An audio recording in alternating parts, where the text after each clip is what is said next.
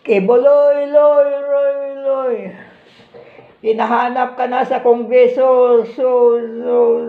Si Honorable Gas Tambunting ang chairman ng committee na dumidinig sa kaso ng SMNI.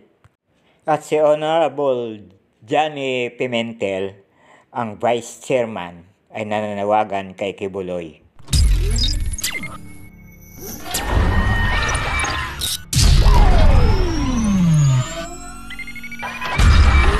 Important.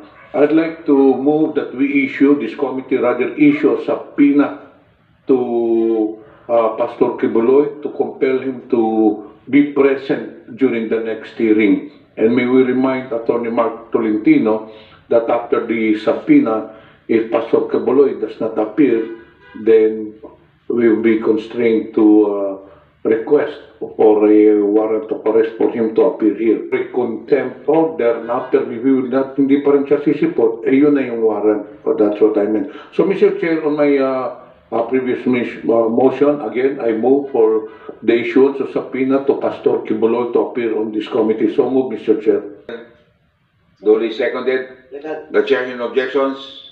The motion of the Honorable Pimentel is approved. Ala, nako. Lagot ang appointed son of God.